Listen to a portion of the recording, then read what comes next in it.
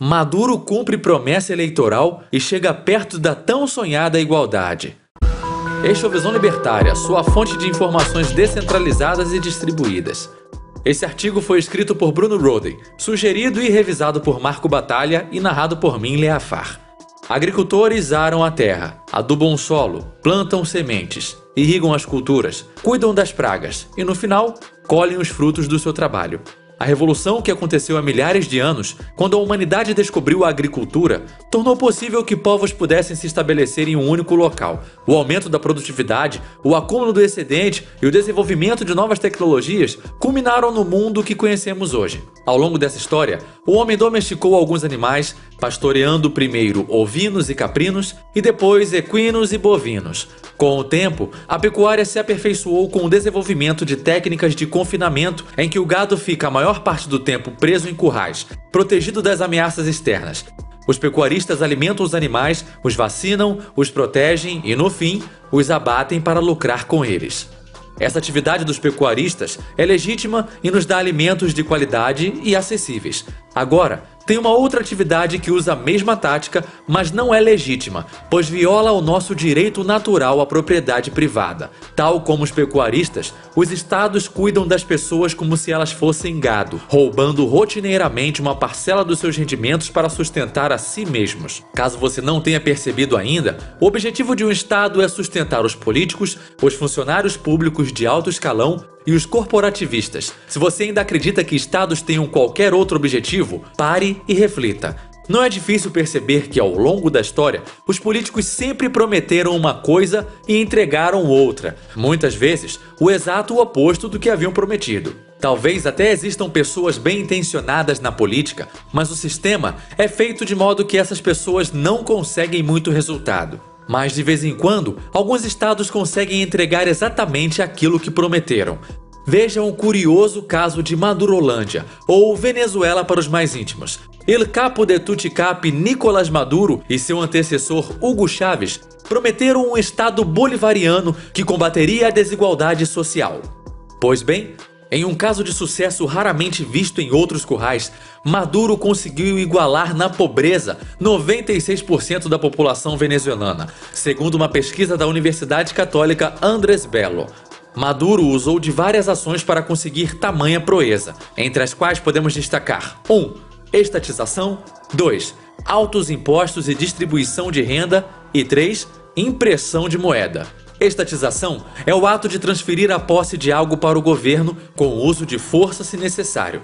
Em outras palavras, é um tipo de roubo, mesmo que o governo indenize o dono anterior. Não é uma troca voluntária e, portanto, não é legítima. Empresas privadas têm os incentivos corretos, graças à busca pelo lucro e à competição por clientes. Isto faz com que elas tendam a oferecer bens e serviços de melhor qualidade pelo menor preço possível, ao mesmo tempo que buscam desenvolver novas e melhores tecnologias.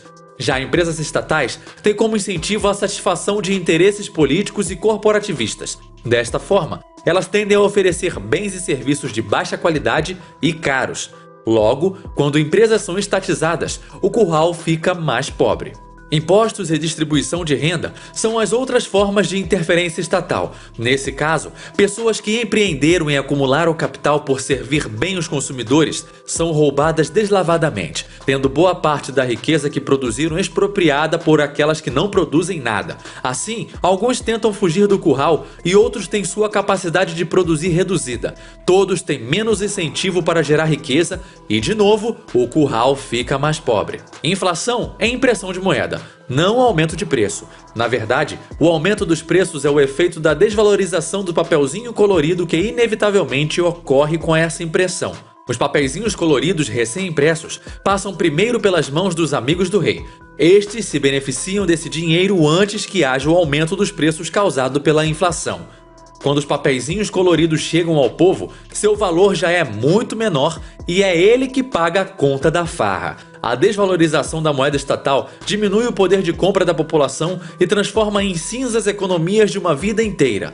Na Venezuela, estatísticas sobre a inflação não são confiáveis, mas a estimativa é de que seu valor nos últimos 12 meses tenha sido de 3.500%. Em 2020, a moeda perdeu 77% do seu valor, o pior desempenho em todo o mundo. O salário mínimo lá atualmente é menor do que 4 dólares e diminui dia após dia. Com tudo isso, mais uma vez, o curral fica mais pobre. Hoje, em Madurolândia, os menos pobres utilizam dólares em suas transações diárias. Os mais pobres não têm acesso aos escassos dólares, mas ao menos podem usar criptomoedas para minimizar os efeitos das intervenções estatais na economia. Segundo o local Bitcoin, o volume de movimentação de Bitcoin no país supera atualmente os 400 Bitcoins, ou mais de 1 trilhão de bolívares. O país, que possui grandes reservas de petróleo, já foi um dos currais mais ricos da América Latina. Hoje, porém, 96% de sua população está na pobreza. Os 4% restantes devem compreender os líderes do regime e os funcionários públicos de alto escalão. Todos os estados são maus por natureza, assim como a média dos políticos, mas perceba que há estados e políticos piores do que outros, do mesmo modo que existem parasitas piores do que outros. Alguns deles vão sugar tudo o que puderem até matar o hospedeiro, partindo então para o próximo. Nesse quesito, El Capo de Tuticap de Madurolândia está de parabéns. Obrigado por sua audiência. Se você gostou deste vídeo, clique no ícone de curtir abaixo e compartilhe o vídeo em sua rede social. Se você deseja ser notificado de outros vídeos, clique em se inscrever e depois no ícone de campainha. Um abraço e até a próxima!